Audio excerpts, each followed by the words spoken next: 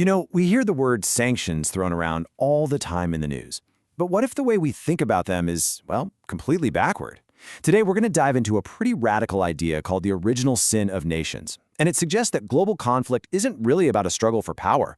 It's more like a giant high-stakes game of luck. I mean, think about it. They're everywhere, dominating headlines, fueling political debates. But what are sanctions, really? Like at their absolute core? Well, this theory we're looking at says that to get the real answer, you have to push past all the economics and the politics and look at something way more fundamental. Yeah, you heard that right, luck. Or to be a little more precise, fortune. The whole idea here is to look at international relations not as this straightforward clash of powers, but as a massive game of chance. And the rules of this game, they're created by the very existence of nations themselves. Okay, so here's the core of the whole theory. It says that every single nation, and by extension all the people living in it, is dealing with two totally separate kinds of fortune. And getting a handle on these two types of luck, well, that's the key to unlocking this entire way of looking at the world. Okay, let's break this down, because this is super important. On one side, you've got what's called natural fortune. This is all the stuff that's just there. It's geography, it's resources, it's the physical land, and it basically determines how wealthy the land is.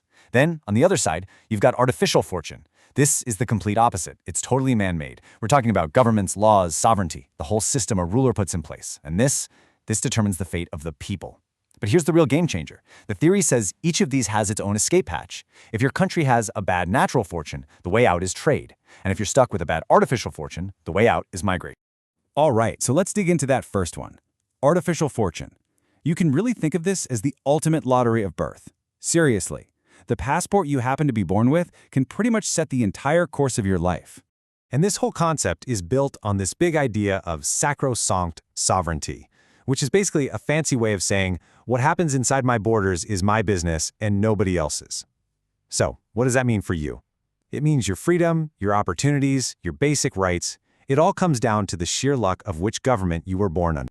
So, according to this theory, what happens if you're stuck with a bad artificial fortune? Well, you've really only got one main option. You leave. Migration is framed as the fundamental escape hatch, the one real way a person can try to change their destiny by literally moving from one system of rules to another. Okay, let's flip to the other side of the coin, natural fortune. Now, this has nothing to do with governments or laws or politics. This is about the dirt, the rocks, the rivers. It's about the physical stuff a nation is built on. I mean, it's pretty obvious, right? Some places are just blessed with tons of oil, or amazing farmland, or coastlines that are perfect for shipping. And other places, they're stuck with deserts or freezing cold climates. Again, this has zero to do with who's in charge. It's just the plain, simple physical reality of where a country is on the map. That is its natural fortune. A country can't just pick itself up and move to a better spot on the globe, right? But it can change its circumstances. And how does it do that? One word: trade. By buying and selling stuff, a country that has almost no natural resources can become incredibly wealthy. And a country that's rich in, say, oil, can get everything else it needs. In that sense, trade is the great equalizer for natural fortune. But this all leads to a much bigger question, doesn't it? Like, why?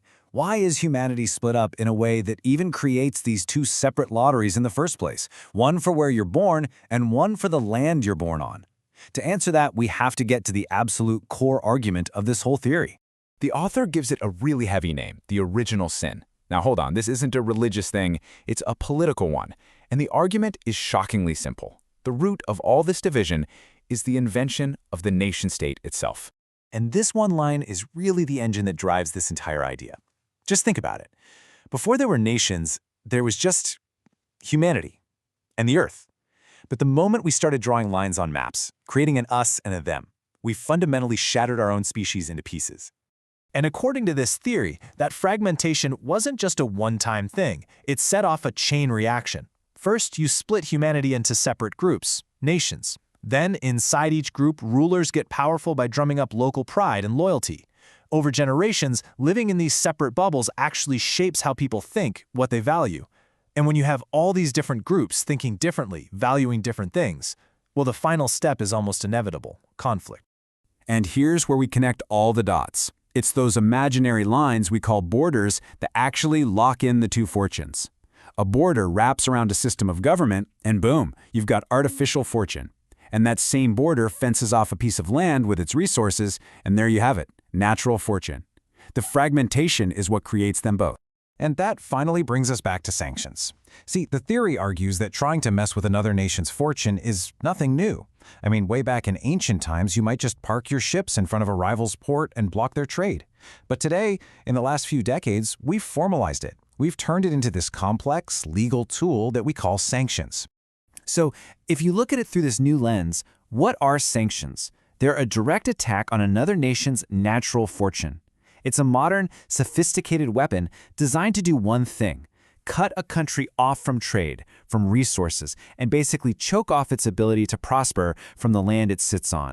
And the parallel here is just as important.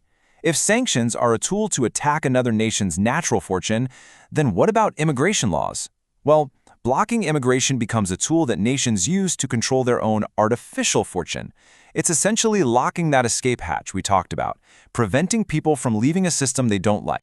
Now, a framework like this doesn't really hand us any easy answers, does it? What it does is completely reframe the conversation. It leaves us with some pretty deep questions to wrestle with, especially today in a world that's more connected than ever, but also just as fragmented. So we're left with this final, really challenging question. If we accept this idea that sanctions are a direct assault on a nation's natural fortune, on its basic ability to thrive, then what are we really doing when we use them? And what is their actual objective impact, not on the rulers, but on the ordinary people who are just trying to live their lives inside those borders? It's a really powerful way to rethink one of the most common tools of modern geopolitics.